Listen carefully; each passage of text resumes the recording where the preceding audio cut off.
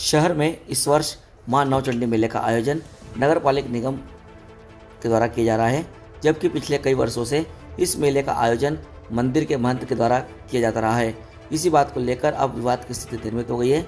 शनिवार देर रात कलेक्टर कार्यालय से प्राप्त दस्तावेजों के आधार पर महंत बाबा गंगाराम ने बताया कि मेले के आयोजन को लेकर निगम के द्वारा अनुमति दी गई है, लेकिन मेले के बाहर भी अस्थायी दुकानें लगाई जा रही हैं। साथ ही साइकिल स्टैंड और पार्किंग की व्यवस्था के नाम पर लोगों से अवैध वसूली किए जाने का आरोप भी लगाया गया है।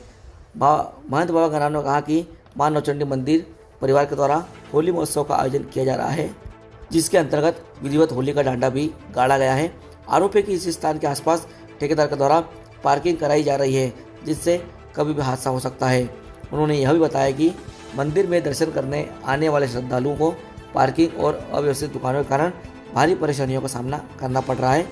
भीड़भाड़ और अव्यवस्थाओं के चलते सुरक्षा व्यवस्था पर भी सवाल खड़े हो रहे हैं।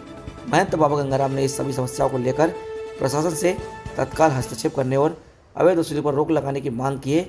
साथ ही उन्होंने श्रद्धालुओं की सुविधा और सुरक्षा को प्राथमिकता देने की मांग की है। वहीं पूरे मामले को लेकर क्या कहा, आइए आपको सुनाते हैं।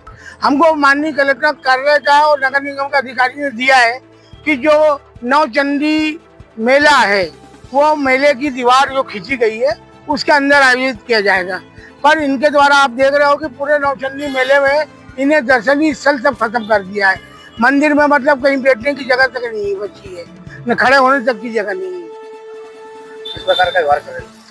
ये लोगों का जो व्यवहार है ये सत्य धर्म के खिलाफ है और हम लोग हर तरीके से मतलब ऐसा नहीं है। जिला प्रशासन ने भी, कलेक्टर ने इस बार नहीं लिख के दिया, हाँ एसडीएम साहब ने परमिशन जारी की थी पर उन्होंने इस परमिशन को निरस्त कर दिया। वो क्यों किया वो हम कोर्ट में जाएंगे।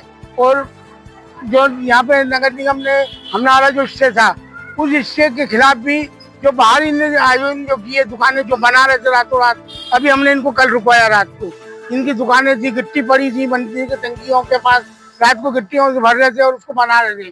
फिर हमने आपत्ति ली, रोक तो उन्होंने रोक राख के भग गए तोड़ने का। पर मंदिर में भी लाइटिंग की व्यवस्था के मंदिर में जो लाइटिंग लगती है, यदि मेला उसी में लगाते हैं हम तो हमको 5 लाख रुपए लगते हैं। यदि हम यज्ञ कराते हैं तो उसमें 11 लाख रुपए खर्च आता है। यदि हम जागरण कराते हैं तो उसमें 5 लाख आता है। ऐसे करके हमारे को पूरे मेले में 60 लाख रुपए का खर्च आता था। अब ये 60 लाख रुपए हम कहाँ से लाएं?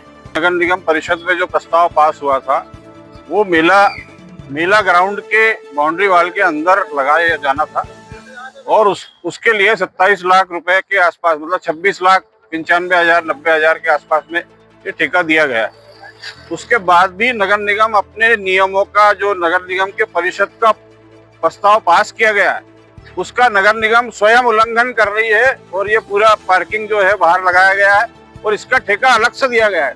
तो ये 27 लाख के अलावा जनता के ऊपर अतिरिक्त लोड है और ये नियम के विरुद्ध है। जबकि परमिशन इस बाउंड्री वाल के अंदर की है, तो बाउंड्री वाल के बाहर ये देने का नगर निगम के परिषद में कोई प्रस्ताव पास नहीं हुआ।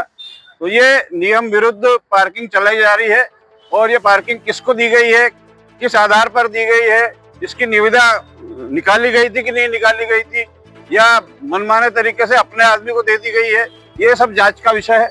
तो इसमें कितने पैसे की इनकम हो रही है, यहाँ पे प्रस्ताव में नगर निगम के परिषद के प्रस्ताव में यह था कि 10 रुपए प्रति 2 व्हीलर और 4 व्हीलर के लिए भी नॉमिनल राशि थी, लेकिन यहाँ पे उससे दुगनी राशि वसूली जा रही है। 20 रुपए 2 व्हीलर से लिए जा रहे हैं और 100 रुपए 4 व्हीलर से लिए जा रहे हैं।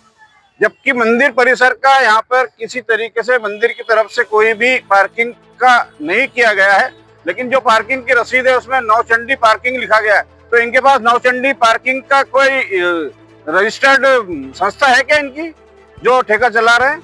इसकी भी जांच होनी चाहिए। इनकी रजिस्टर्ड संस्था नहीं